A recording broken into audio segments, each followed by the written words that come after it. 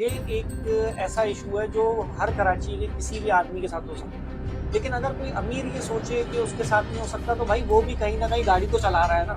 Accident तो उसके साथ भी हो सकता है। है अगर नाबादिल खौस्ता ये रिपोर्ट आ गई कि मुलजिमा नशे में नहीं थी तो भी वो पकड़ी जाती है, फिर तो जान के किया। और अगर नशे में होती है तो क्या है, नशे में नहीं है तो क्या है। अब देखिए, नशे में है तो फिर तो लंबी लंबी फिट हो जाएगी इस केस में, ठीक है।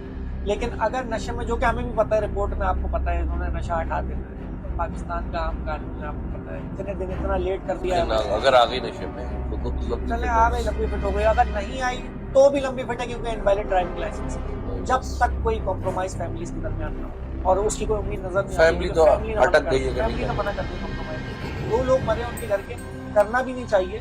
ये कानून का गलत यूज होता है कि दियत दे के आप छूट जाते हैं। इसके साथ ये भी होना चाहिए कि आपको सजा भी मिले। ऐसा नहीं होना चाहिए कि सिर्फ दियत दी और छूट गई। लेकिन बात वही है कि जो वहाँ आपको वीडियोस में नजर आ रहा है, इससे ज्यादा और क्या एविडेंस चाहिए, आपके सामने लोग खड़े हैं। मेरी इत्तलात के मुताबिक तो ये है कि वो मुलजिमा को आइस लेके गया है। ये हमें भी यही ये पता है। ये चाहे जो भी रिपोर्ट बना ले, लेकिन एक अदालत तो दुनिया में यहाँ चल रही है और दूसरी अदालत पैरेलल में आसमान में चल रही है। कि अपने नशे के अंदर किसी बेगुनाह को ऐसे कुचल देता है, बाद में हमारे इदारे और जो इधर उधर के लोग होते हैं उसको बनाने की कोशिश करते हैं कि एक्सीडेंट एक्सीडेंट तो वो सूरत में होता है ना जब आपके पास वैलिड ड्राइविंग लाइसेंस होता है, या आप नशे में नहीं होते, आप होश में होते, तो एक्सीडेंट हो गया, हादसा। ये मेडिकल रिपोर्ट जो है वो आयु साहब लेके आ नहीं रहे। मेडिकल रिपोर्ट आज आ जाएगी, कल आ जाएगी, लेकिन जाहिर वो मेडिकल रिपोर्ट क्या आएगी वो सबको पता है। ये मारने वाले तो मार के चले जाते हैं लोगों को नशे में। शाहजेब कत्ल केस के अंदर शाहरुख जतोई के खिलाफ जो सोशल मीडिया पे सारा काम चल रहा था पुलिस की तरफ से, उसमें मैं एक अहम किरदार था। शाहिद हयात साहब, अल्लाह उनको गनी की रहमत करे। और मैं वो वाहिद आदमी हूँ कि नादरा से गायब हुई हुई तस्वीरें शाहरुख जतोई की जो थी ना, वो मेरे पास थी। नादरा से गायब कर दी गई है नादरा इसमें। से गायब कर दी गई थी, और वहाँ से तस्वीरें जो थी मेरे पास थी, और मैंने शाहिद हयात साहब को शेयर की, क्योंकि शुरू में तो यही आइडेंटिफाई नहीं हो पा रहा था शाहरुख जतोई है कौन। हज़ारों तस्वीरें चल रही थी, ये है वो है ये है, उससे उसको आइडेंटिफाई किया गया था और उसके बाद जो है उसको पकड़ा गया था।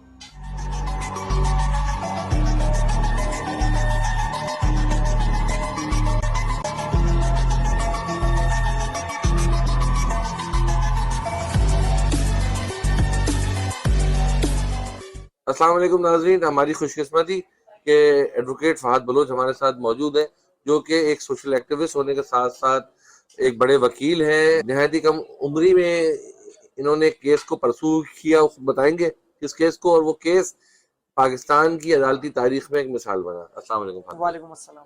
बड़ी खुशी है भाई आपसे मिलके हमें। Thank you thank you. और मैं नाज़रीन के लिए बताना चाहूँगा कि फ़हद भाई जो हैं वो ये जो आमना आरिफ और इमरान वाला केस है, जिनाशा साहिबा के खिलाफ है, जो कि एक सिंध के एक ताकतवर खानवादे से ताल्लुक़ रखती है, उस केस में भी इनके खिलाफ एज अ सपोर्ट में वकील ये भी है। जी फ़हद भाई। देखिए, मेरा कहना ये है कि असल में ये जो इशू था ना, जो यहाँ से ये शुरू हुआ, ये एक ऐसा इशू है जो हर कराची के किसी भी आदमी के साथ हो सकता है।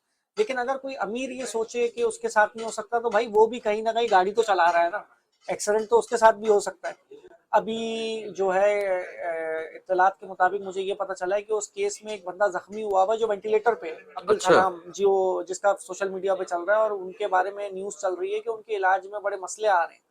तो इश्यूज ये होते हैं कि देखें, ये मारने वाले तो मार के चले जाते हैं लोगों को नशे में, ठीक है। और यहाँ पे हमारी जो कोताही शुरू होती है ना, मैं पुराने वक्तों में, जैसे आपने मुझसे डिस्कस किया था, अभी कहा जी जी जी। कि मैं एक बहुत केस पहले का के जिक्र केस कर में दें जो है आप। वो शाहजेब कत्ल केस के अंदर शाहरुख जतोई के खिलाफ जो सोशल मीडिया पे सारा काम चल रहा था पुलिस की तरफ से, उसमें मैं एक अहम किरदार था।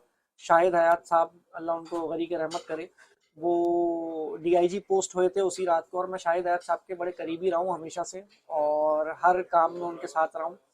तो उन्होंने मुझे मौका दिया, बोला कि तुम ये काम सारा देखो। और मैं वो वाहिद आदमी हूँ कि नादरा से गायब हुई हुई तस्वीरें शाहरुख जतोई की जो थी ना, वो मेरे पास थी। नादरा से गायब कर दी गई नादरा तस्वीर। से गायब कर दी गई थी, और वहां से वो तस्वीरें जो थी मेरे पास थी, और मैंने शाहिद साहब से शेयर की, क्योंकि शुरू में तो यही आइडेंटिफाई नहीं हो पा रहा था शाहरुख जतोई है कौन। हजारों तस्वीरें चल रही थी, ये है वो है ये है, उससे उसको आइडेंटिफाई किया गया था, और उसके बाद जो है उसको पकड़ा गया था।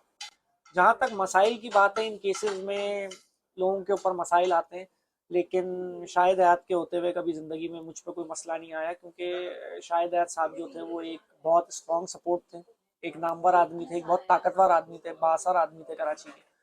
तो उनके गैर मौजूदगी में बस सिर्फ ये होता है कि ऐसे इश्यूज जो होते हैं हमारे मुल्क में और शहर में, कराची में ख़ास तौर पे, वो ज़्यादा बेहतरी से फॉलो नहीं हो पाते, क्योंकि मैं इन्वेस्टिगेशंस के लूप होल्स को जानता हूँ बहुत अच्छी तरह, क्योंकि अब मैं लॉयर भी बन गया। उस टाइम तो मैं स्टूडेंट हुआ करता था। उस टाइम मैंने बीकॉम किया था जब ये केस हुआ था शाहरुख जतोई का। अब मैं लॉयर भी बन गया, एडवोकेट हाई कोर्ट भी हो गया, नाम भी कमा लिया, काम भी आ गया, सब कुछ आ गया।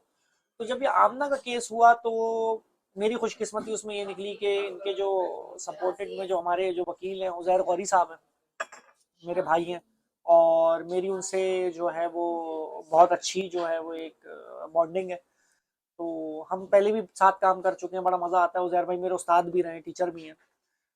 तो इस केस के अंदर जो है वो मुझे सिर्फ अफसोस इस बात का है कि कोई अपने नशे के अंदर किसी बेगुनाह को ऐसे कुचल देता है, बाद में हमारे इदारे और जो इधर उधर के लोग होते हैं वो उसको बनाने की कोशिश करते हैं कि ये एक्सीडेंट है। देखिए, एक्सीडेंट तो वो सूरत में होता है ना जब आपके पास वैलिड ड्राइविंग लाइसेंस होता है, या आप नशे में नहीं होते, आप होश में होते, तो एक्सीडेंट हो गया, हादसा। ये बात कंफर्म है कि खातून नशे में थी। बिल्कुल, ये बात कंफर्म है। अब ये मेडिकल रिपोर्ट जो है वो आईओ साहब लेके आ नहीं रहे हैं। मेडिकल रिपोर्ट आज आ जाएगी, कल आ जाएगी, लेकिन जाहिर है वो मेडिकल रिपोर्ट क्या आएगी वो हम सबको पता है इस मुल्क में। लेकिन बात वही है कि जो वहां आपको वीडियोस में नजर आ रहा है, इससे ज्यादा और क्या एविडेंस चाहिए? आपके सामने लोग खड़े हुए हैं। तो वो कुछ यूं इशारे भी कर रही है ना यूं करके। मेरी इत्तलात के मुताबिक तो ये है कि वो मुलजिमा को आइस लेने की आदत है। जी हमें भी यही ये पता है। मुलजिमा को आइस लेने की आदत है, और जो है ये चाहे जो भी रिपोर्ट बना ले, लेकिन एक अदालत तो दुनिया में यहाँ चल रही है और दूसरी अदालत पैरेलल में आसमान पे चल रही है। तो हमें अपनी आसमान की अदालत के बारे में सोचना अच्छा है। फहद भाई ये बताएं, अगर नाबादिल ख्वास्ता हम्म, ये रिपोर्ट आ गई कि मुलजिमा नशे में नहीं थी, तो भी वो पकड़ी जाती है? फिर तो जान के किया। और अगर नशे में होती है तो क्या है, नशे में नहीं है तो क्या है?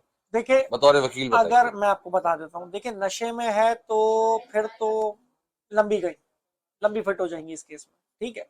लेकिन अगर नशे में, जो कि हमें भी पता है, रिपोर्ट में आपको पता है इन्होंने नशा हटा देना है, तो पाकिस्तान का आम कानून है, आपको पता है, इतने दिन इतना लेट कर दिया लेकिन है। अगर आ गई नशे में तो लंबी चले फिट आ होना गई, है। लंबी फिट हो गई, अगर नहीं आई तो भी लंबी फिट है, क्योंकि इनवैलिड ड्राइविंग लाइसेंस तो है। जब यस, तक कोई कॉम्प्रोमाइज फैमिलीज के दरमियान ना हो, और उसकी कोई उम्मीद नजर नहीं आती, फैमिली क्योंकि तो फैमिली ने मना अटक कर गई है दिया, कि नहीं फैमिली ने करना। मना कर दिया, कॉम्प्रोमाइज नहीं करना। दो लोग मरे उनके घर के, करना भी नहीं चाहिए। हम्म, और ये कानून का गलत यूज होता है कि दियत दे के आप छूट जाते हैं। इसके साथ ये भी होना चाहिए कि आपको सजा भी मिले। सजा भी। ऐसा नहीं होना चाहिए कि सिर्फ दियत दी और छूट गए।